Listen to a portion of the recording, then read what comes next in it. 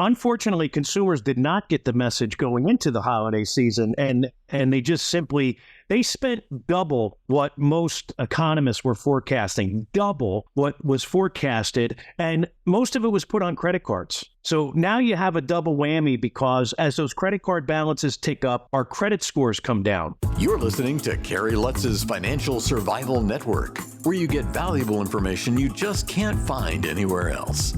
To thrive in today's trying times, you need the Financial Survival Network, now more than ever.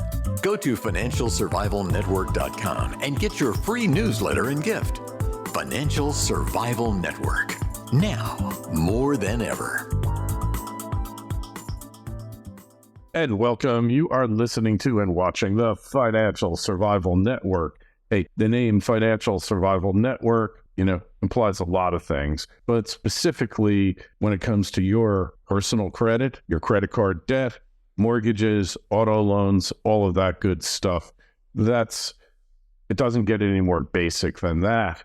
And right now you might be suffering from the holiday debt hangover.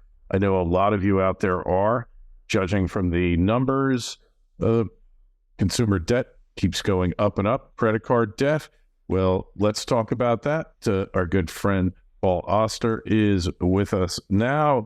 And Paul, you got some thoughts about that. So the holiday debt hangover, it comes as reliably as Christmas and New Year's and Boxing Day and all of that. What's your thoughts here?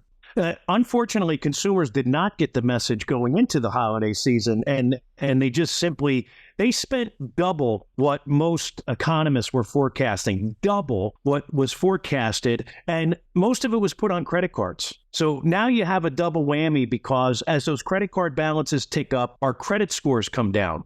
Once you cross over 30%, the ratio between your credit card balances to your credit limits, it's called your utilization ratio.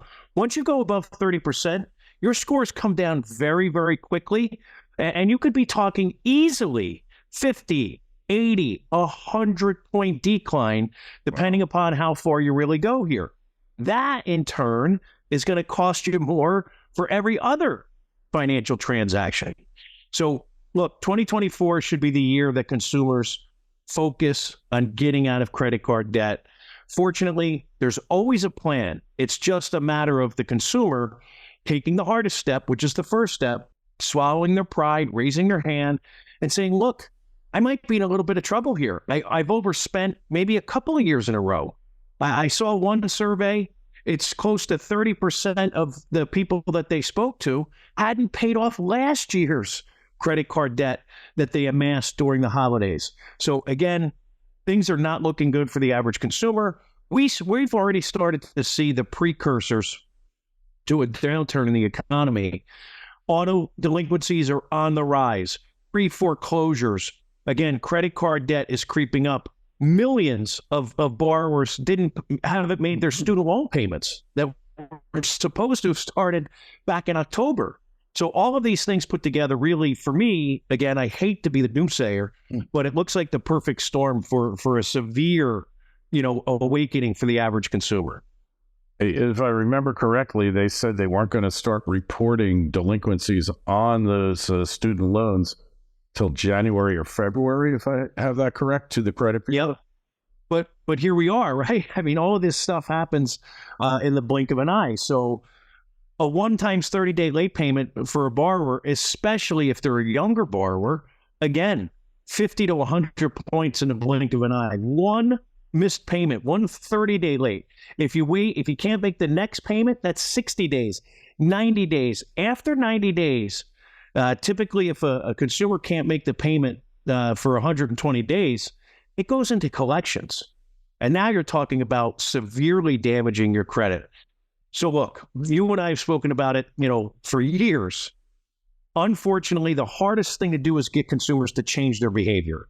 If they continue to do the same exact thing that they've always done, we're in an environment today unlike no other. We've never seen this before. So the interest, every time the Fed raised the interest rates in 2023, our credit card interest rates went up. So if you're just making those same minimum payments, you've added years and hundreds or thousands of dollars in interest payments because the interest rate's that much higher. So look, if you got to borrow from your 401k, borrow from your family, take out a personal loan, if you can get approved for it, sometimes they're half of what you're paying in a credit card interest rate. If you own your own home, even in today's economy and environment, mortgage interest rates are higher than they've been in over a decade, but 8%, 7% is still way better than 27, 29%, which a lot of consumers are paying on their credit cards. So if you have equity to tap into it. Look at 0% balance transfers. Well, you can only do that if you have a mathematical plan that you can pay off the new balance on that balance transfer card. Some of them are up to 24 months, 18 months. Some of them are as low as 12 months. But if you don't have a plan to pay it off, don't do the transfer, because it's now going to cost you even more money. You pay a transfer fee, and then you're going to get hit with all of the deferred interest. So this comes down to a household budget. This comes down to cutting expenses. Where is the money going to come from? If you don't have access to borrowing money to pay down the credit card debt at a better interest rate, restructuring your own debt, then you got to cut expenses. That's where the money has to come from. Netflix, Spotify, Hulu, Roblox, Xbox, PS4, Prime Video, Prime Music, all these subscriptions that we pay for now. Average household is around $200 a month in subscriptions. That's called oversubscribed. Oversubscribed. Yeah. Cut the cords, cut the subscriptions. Take that money. And there's two ways to pay off credit card debt. It's the avalanche method, where you're going after the credit card with the highest interest rate. If you have an extra $50 a month, you don't break that up amongst a couple of different cards. Consumers used to do that and made them feel good, right? I'm going to pay down all of my credit cards an extra $10, right? Let's say you have 5 cards. Mathematically speaking, you take every single dollar that you have and you put it towards one card. Now you have to pay the minimums on the other cards. The other way to do it is the snowball effect, where you're gobbling up the ones with the lowest balances first. This gives us a good psychological boost. It gives us a shot in the arm as we pay off the accounts in its entirety. Then you got to cut the card up and not use it anymore. It's the same that holds true. These balance transfers, personal loans, cash out refinance, any kind of debt, any kind of loan that you take out to pay off your debt, you can't go back and start to have those balances creep up again. Hey, so 2 things here. Yeah, the avalanche method definitely works, and you just get rid of one and then take that payment there, get to the next, and you'll pay it off way faster than you ever would have. One thing like utilization rate you mentioned before, obviously paying the debt down is one way to decrease your utilization rate. The other way is to take out more credit cards, not use them, hopefully, because you don't want to succumb to the teaser rates and all that. And balance transfer is 0%. You take it from the one that you're paying interest on, you move it to the other one, and you've got X amount more credit. So that could have a beneficial effect on your overall credit rating, right? Yeah, and I just say that, and we talk about that and sometimes advise it with a huge grain of salt, because if you get them to increase your credit limits, right, you can ask for a credit limit increase. You could open up a couple of more cards. But if you've already demonstrated that you can't be responsible with the cards that you do have, you could put yourself even further in debt. So you got to be really careful about that. But it's certainly a great option for people that have a plan to get out of debt. Okay, so the other thing is you have different types of credit on your credit report: mortgage, auto loan, personal loans if you have them, credit cards, consumer debt. If you have $1 and you have your choice of where to pay it off, which of those different types of credit, which one makes the most sense to pay first? So the greatest impact always comes from paying down your revolving lines of credit, which are your credit cards or home equity lines of credit. But if you have the ability to pay off other installment contracts like mortgages, student loans, auto financing, if you can start to pay down those balances, that'll also have a positive impact. FICO has, a closely guarded algorithm and formula, but if they look and see that you're accelerating the payment of the principal balances on those installment contracts, that'll have a positive impact on your credit score, but not as great as paying down revolving lines of credit, i.e. department store cards and credit cards. All right. So it always pays to pay off the revolving loans first, and then the other ones, the auto, the home equity, and the mortgage second. Correct. 100%. You get more bang for your buck, because the goal here is to raise your credit score, because if you have a lower credit score, you're paying more for everything, right? Insurance, you name it. Yeah.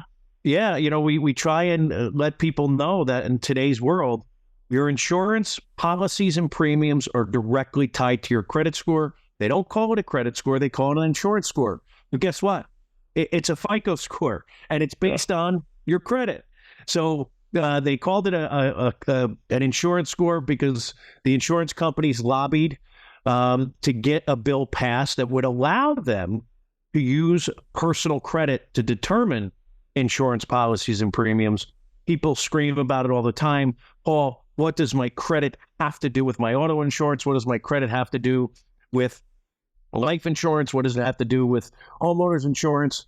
And all I tell them is, unfortunately, they proved an inverse correlation that says person with the lower credit score is going to get into more accidents. They're going to have more claims against their insurance, and the dollar amounts of those claims are higher than somebody with a higher credit score. So once they proved that, it was only a matter of time before they would get the law passed that said that they could use our credit in determining our insurance policies and premiums. And Kerry, you mentioned all other transactions. People have to understand your credit score is going to cost or save you money every day, right? So if you go, even if you're renting an apartment, when you go to have your utilities turned on, guess what they do? They check your credit. Sure. And if you have a lower credit score, guess what they want? They want a big security deposit. It's the same thing. It just keeps getting worse and worse and worse. It's a vicious cycle. So again, what we have to do is take a step back. We have to put some type of get out of debt plan in place as quickly as possible. The good news is it's always the case. People that start a plan say to me within 30, 60, 90 days, Paul, I wish I would have done this 6 months ago, a year ago. So if you're in debt, come up with a plan. I can help you do it. There's all sorts of free apps and softwares out there now. I use mint.com. I use NerdWallet. I use all of these free apps and softwares to help me manage my debt. Because look, life happens, right? If you have a family, man, it can happen really, really quickly. You can get yourself into debt. Let's say the car breaks down. You need new windows, the house, the furnace, the hot water heater. All of these types of life events can put a person in debt very, very quickly. So what we always talk about is having a minimum of a 6-month reserve. That's the minimum. We're looking at now trying to help people build a 12 to 18 to 24-month emergency reserve. It is one of the most important things that every single consumer should do, because it helps you stay out of credit card debt. You have to have access to money. How do you figure out your emergency fund? How much does it cost you to live every month?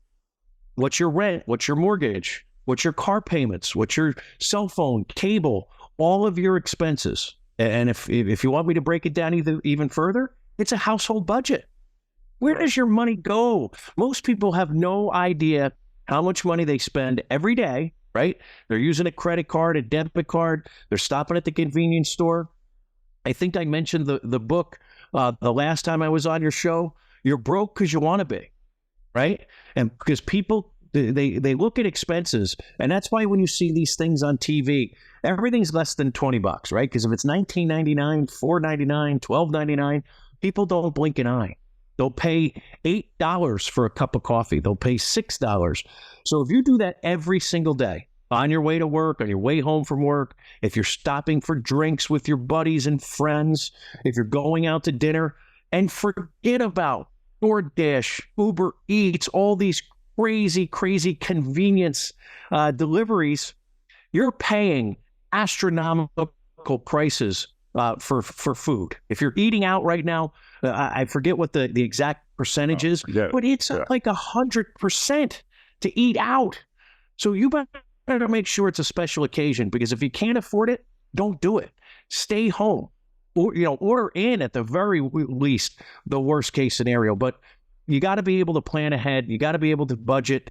Groceries are food insecurity. Groceries, that's a huge expense for a family. So you have to, look for the sales. You have to shop, intelligently and wisely, or that will wind up costing you that much more money every single month.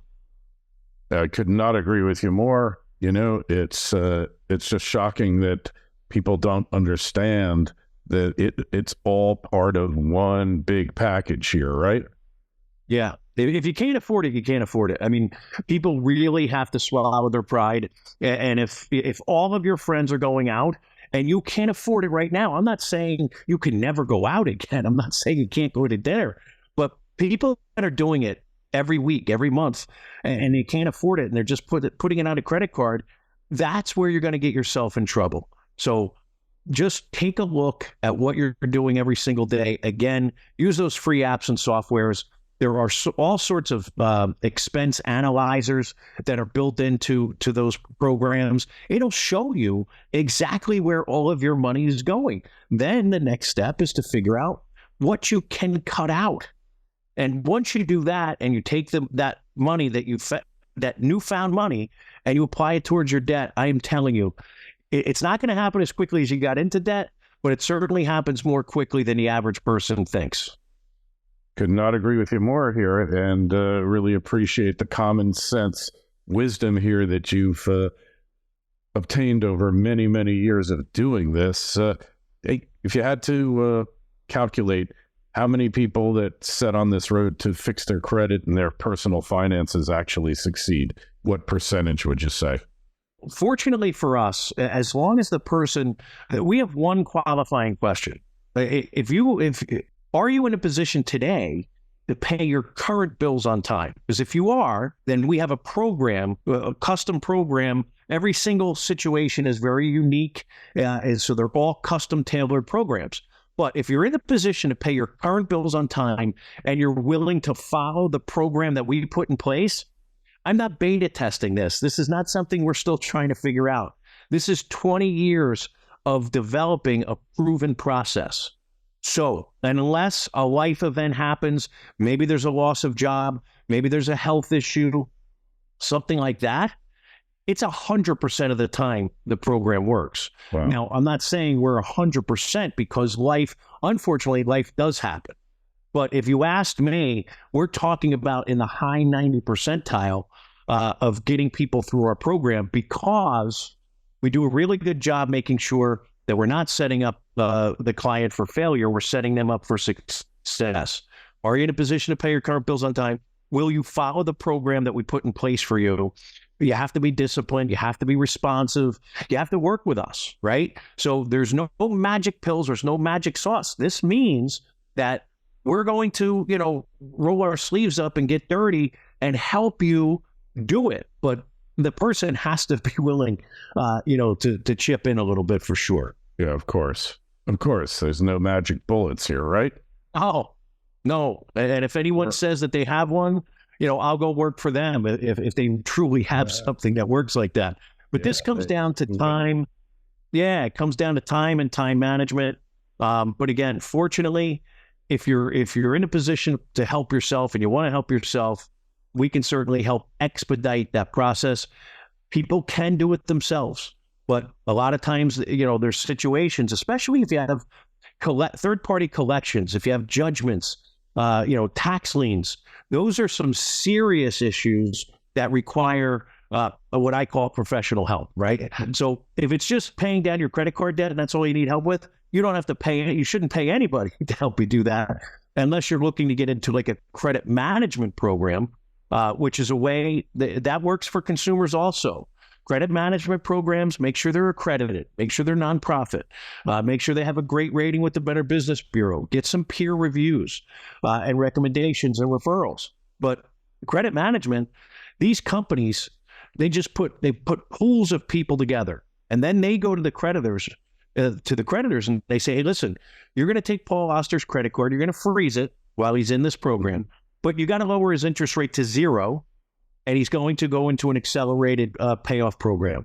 Getting your credit cards down to 0% is a very, very powerful tool for the right person. So again, there's always a program out there as long as the person's willing to help themselves. All right. Hey, well, that's a really fascinating discussion here, Paul. Appreciate you coming on. Just tell us again where we find you, how we connect with you on the web. BetterQualified.com, BetterQualified.com. All right, and that's in the show notes, this interview on financialsurvivalnetwork.com. Make sure you click it. And while you're there, sign up for a free newsletter. And if you have any questions for Paul, myself, shoot me an email, kl@kerrylutz.com. Paul, we'll talk to you again real soon. Thanks for coming on. Thanks, Kerry. Thanks for listening to Kerry Lutz's Financial Survival Network, your solution to today's trying times. For the latest, go to financialsurvivalnetwork.com. Financial Survival Network, now more than ever.